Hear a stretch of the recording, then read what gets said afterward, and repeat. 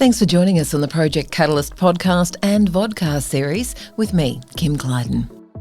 In this episode, we're discussing the future sustainability of agriculture in Australia.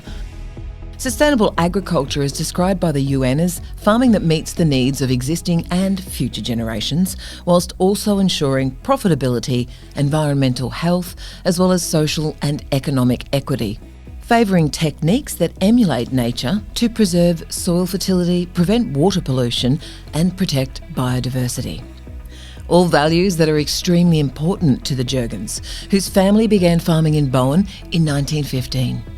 Jamie initially left his family to study agricultural science, returning to farming, which he told me is in his heart. Yeah, my dad started this business back in 1976. And my wife and I came back into the business back in 1996. Why fruit and vegetables? Again, we just saw it as a good opportunity to have a good family life as well as a business life. We enjoy seeing things start off, grow from nothing and grow into something, and then, see the excitement of people when they get nice, good quality produce. How much has the business changed since your parents were managing it? Look, it's a lot bigger now, obviously, as you grow and opportunity comes. We've expanded the business. So Mum and Dad started with the normal over near our packing shed, which was around about 20 acres of land. Now we're farming about 4,000 acres a year. Wow, that's quite extensive. How many people do you employ to help you with that? This year we'll have just over 100 people.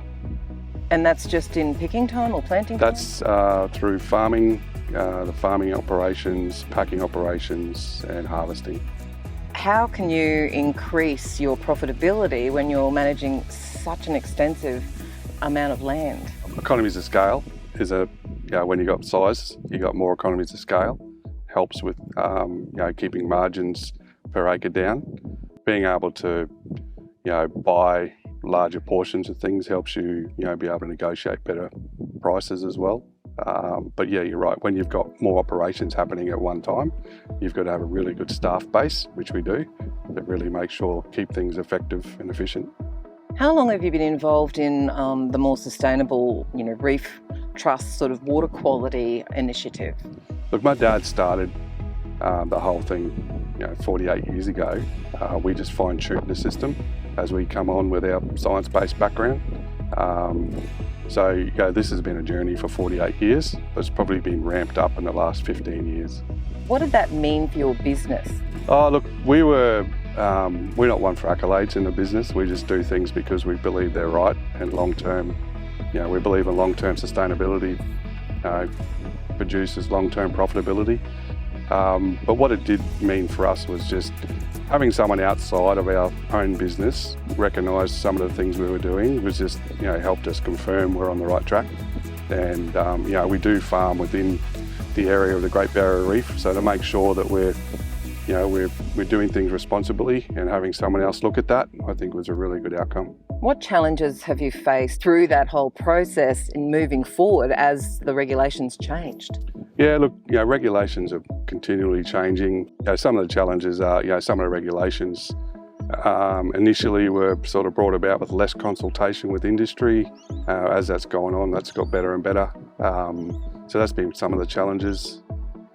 But the other challenges is, when you want to change systems within agriculture, when you're sort of at the forefront of that change, it's very hard to, a lot of stuff that you're doing has to be custom made. So a lot of it's trial and error. A lot of it's, there's a lot of time and effort put into research, what to do and how to do it as well. I understand you now incorporate an organic range into your business. Why did you decide to go that way? Look, our customers asked us to do organic. We wanted to sell a story of more sustainable farming. So we looked at it and said, well, as a marketing point, organics told the full story, the word organic.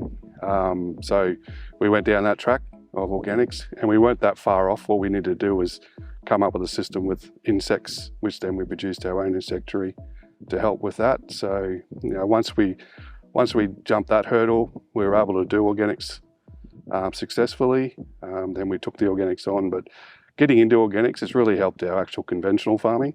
But the techniques we're using in organics are now, moving into our conventional farming as well. How much of a difference does it make to the produce? Look, it makes a huge difference, especially to the sustainability of that land, and making sure that we're meeting our optimum yields and quality, and with minimum costs as well. So, when you said before managing insects that you have an insectary, I'm not sure I've heard that word before. Please explain. well, insectary is just like a feedlot for insects. You're sort of producing insects and building the numbers up, because obviously when your pest numbers come in, they can be high numbers, so you need to have high numbers of beneficial insects to combat that, because you don't have chemistry to play with. So, what types of beneficial insects are good around fruits and veg? Depends on the crop. You've got things like trichogramma, which are good for Heliothis. So corn, most crops that we grow, Heliothis is a pest in, so trichogramma is a big one. Then we have whitefly, so a very hardy little insect that eats or parasitizes whitefly as well. So yeah, well, I noticed you don't have any netting or anything like most people do on their home veggie patches. So it must be difficult, to work all that out. How did you discover all of these beneficial insects? Oh, look, we've got a good group of agronomists that work with us, and ourselves, our own science background. So a lot of it was like trial and error, but a lot of it was just a lot of research that we had to do. What's the difference between the market at the moment for organics versus conventional? There's probably a 30% premium on organic.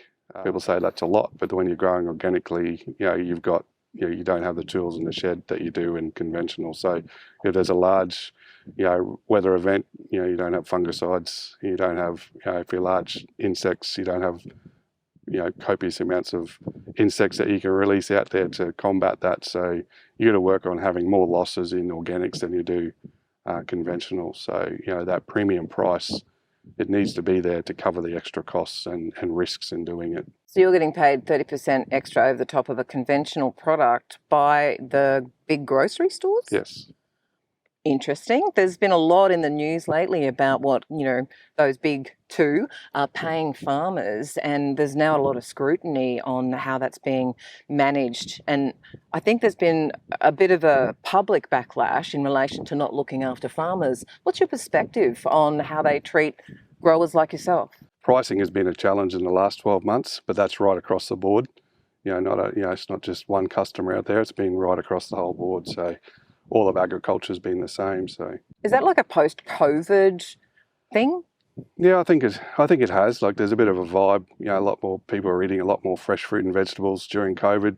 Just for looking at their own health issues, and people weren't going out to restaurants. So I think the whole market system has changed since the end of COVID. People are going back to normal, so they're eating back at restaurants, and food services is growing a lot again. So there's just been a shift on where people are. I don't think people are eating less fruit and vegetables. I think it's just a shift on where they're actually purchasing them from or how they're consuming them. Yeah. Soil health is coming, more to everyone's mind these days as they look at trying to make their farming more sustainable in the future for next generations. How do you manage your soils? We are monitoring the mineral levels of our soils, and we're also monitoring the mineral levels within the plant. So the plant tells a story. So doing leaf samples regularly and checking what's actually inside the plant and what the plant's actually using. And it tells a different story to sometimes what the soil does. So, we're we take the soil samples as a guide, but the plant's telling us what it's doing. So it tells us what it needs. How do you manage weeds also within cropping, especially with the organic side? Look, weeds are a challenge. You always get weather and rain, and, we're standing in an organic corn crop here, so you can see some weeds in there, but we manage weeds. We don't sort of eradicate weeds. So we can manage them to a point where the crop cover outgrows it, and then shades it out and the weeds die off. So we do that through tining, or a little bit of manual weeding, with different machines. That's why we're looking at robotics. We're putting in, it's easy to put a robot in there weeding or hilling up rather than a person or 10 people weeding by hand. Why do you mound? We mound for two reasons. One, it helps tram track the machines that go in there, but also when it rains, the water can fall on the soil and flow off So, in Bowen, it's traditionally dry, but when we do get rain, we can get lots of rain, like 100, 150 mils of rain. So when you have a crop there that's, growing and looking really good, and then you get 150 mils of rain, you want to get all that water off that paddock as quick as possible. So yeah, well, part of water quality management is also managing how the water flows through your... Do you have recycle pits or any sort of catchment areas? So no water leaves this farm without going through our recycle pits. Yep. And how many do you have? We have 5 all up.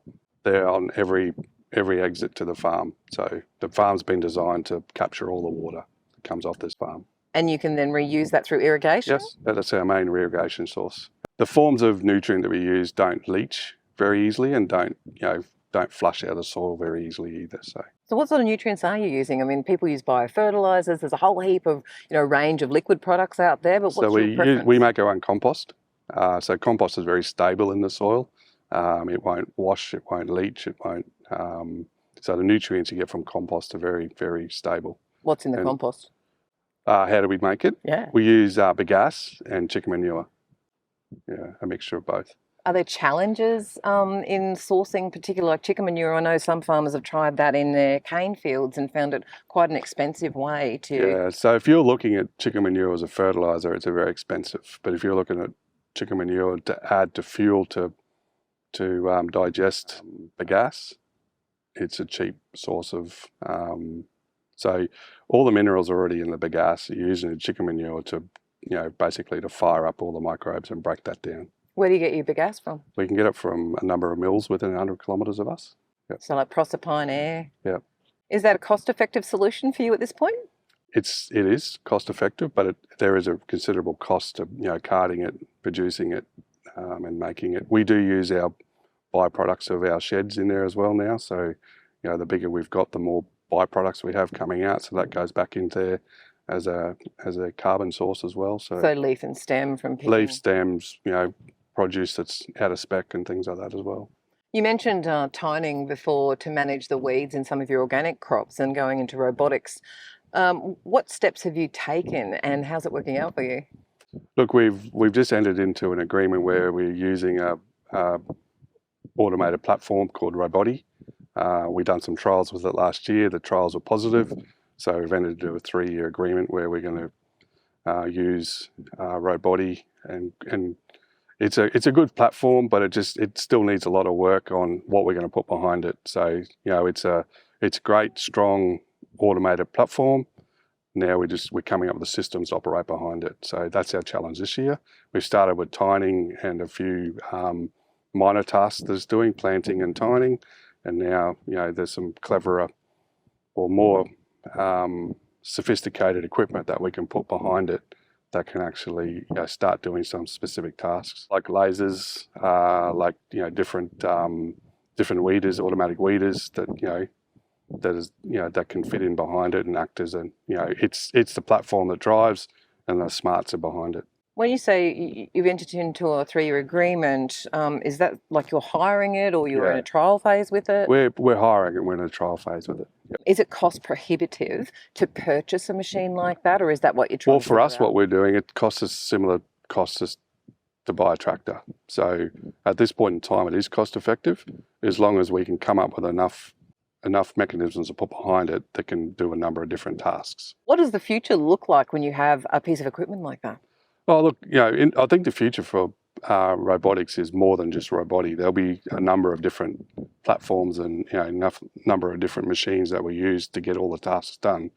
But the future looks bright in that sense that we could put 2 or 3 of these out in the paddock. So the more acres we have, the more we need. So you run these as a system where they go out and they do 100 acres for the day. They can go out, you set 3 or 4 machines up, and they just keep working. What does that mean in relation to your workforce? You mentioned you've got 100 people times throughout the year. Does that then mean they can do other jobs while Roboti's out in the field, or is it actually replacing jobs? Staff is still hard to get, and qualified staff is hard to get. So we see it as an opportunity to actually bring more higher qualified people into agriculture.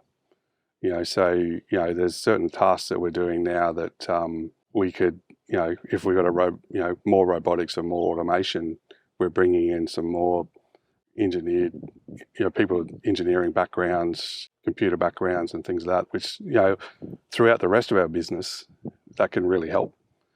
So agriculture finds it really hard because we're such a seasonal business, it's very hard to attract highly skilled people because they want to be, have a 12-month job, or be close to the city. So attracting those type of people out into agriculture, I think robotics and automations are definitely a positive for that. As a generational farmer, your family's following you into this business. How does it make you feel to see, your son getting very actively involved in the business, particularly with the robotics? One, it's really good to see the next generation positive about, coming into agriculture and being part of it. But it's also rewarding to see them come in with, new ideas and better systems to operate. As agriculture, we've got to evolve and we've got to continue to evolve. It's not just, we're doing it. If you've got the mindset of where, you're just going to make things better every year and have that mindset where what's the next level, where's the next level, and just keep going. I think robotics and automation and better systems, it's also a good way for, the next generation to put their stamp on it and take it to the next level. Do you have automatic or automated irrigation systems here as well? We do. We have some centre pivots that are. Our flood systems are automated. We're looking at moving our trickle systems to automation in the next 5 years. Do you do any of the irrigation fertigation, where you mix your minerals or your liquids in with your irrigation system? Yeah, our whole system runs like that. So why did you want to integrate automation into your irrigation, and how did you go about it? Labour, trying to get labour, consistency in irrigation. So, like using a pivot, you can, it's a nice even watering right around. And it's cost-wise, there's no plastics, like we're not using as much trickle. So environmentally wise, we're not wasting as much plastics every year as well. And just labour costs to operate. How many different crops do you have organically here on the farm? So organic, we grow green beans, sweet corn, pumpkin, mini capsicums, melons, mini melons. And conventionally? Conventionally, we do green beans, sweet corn, mini capsicums, pumpkins. That's it. Chilies? And chilies, yeah. Because I saw them over there. Yeah, chilies. They're pretty popular actually out of Bowen. Are they the long chilies, the long reds? Yeah, we do the long reds and the jalapenos. Oh, jalapenos. Do you eat them yourself? They're actually really hot. We tried them yesterday. They're only just maturing now. So, we normally eat a few chilies, but not very hot ones, but these are actually quite hot. So. Quite hot. What actually makes them quite hot? Like, what makes a chili hotter than the other when it comes to like minerals or fertilisation? I'm not sure, but they think that they're hotter than people's normal chilies. So whether the extra heat up here in North Queensland or the extra minerals are just picking up makes a difference to the Schofields, I don't know. But, very interesting. Yeah. Well, it's been great chatting to you today. We'll go and have a look at the robotics. The road body with your son. What's your son's name? Jacob. Yeah. And he's been taking care of the road body? He has. We threw it at him as a challenge when he first started with us, and it's going really well. Excellent. Let's go do that. Thanks for spending time with me, Kim Clyden, in conversation with Jamie Jurgens today. Join me for episode 21 when we speak with Jamie's son Luke about autonomous operations and robotics. For more stories like this, connect with us on our website projectcatalyst.net.au and social media channels. You'll find us on YouTube, Facebook and LinkedIn. Project Catalyst is funded by the partnership between the Australian Government's Reef Trust and the Great Barrier Reef Foundation, and the Coca-Cola Foundation with support from WWF Australia.